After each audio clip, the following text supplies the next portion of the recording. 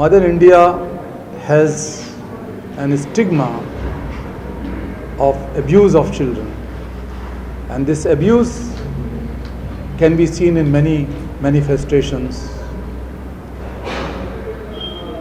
Children are sold and bought in lesser prices than the kettles. For forced labor, for prostitution, for child marriages and so on.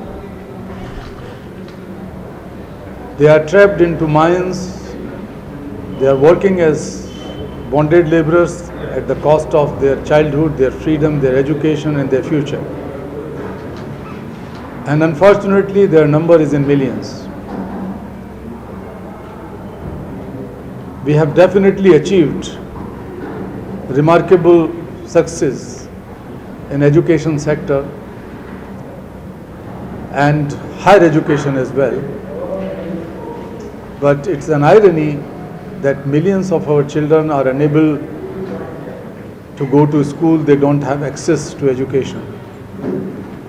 Quality in education in India is a big challenge. Inclusion in education is a big challenge.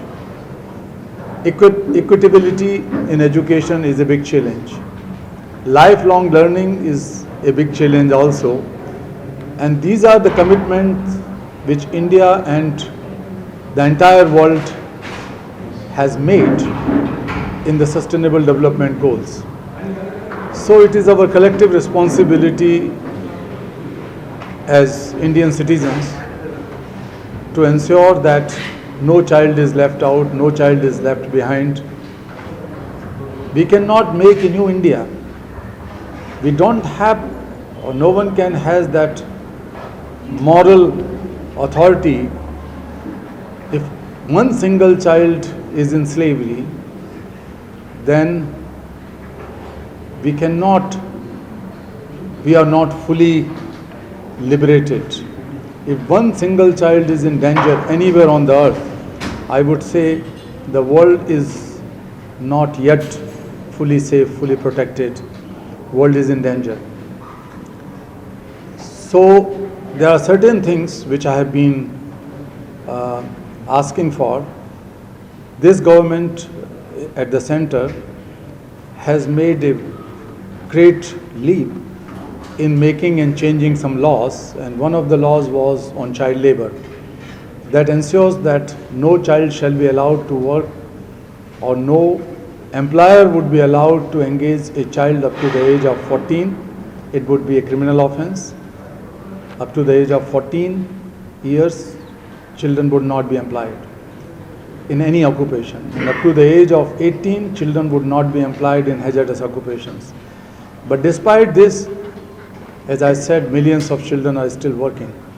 So that requires a much more adequate political will, substantiated with adequate resources.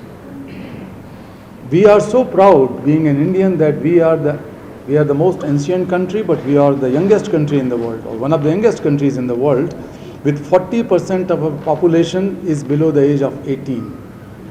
And that is our wealth. But India spends less than 4% of its GDP on education, healthcare, and protection of these 40% population of children. So we have to prioritize the issues of children.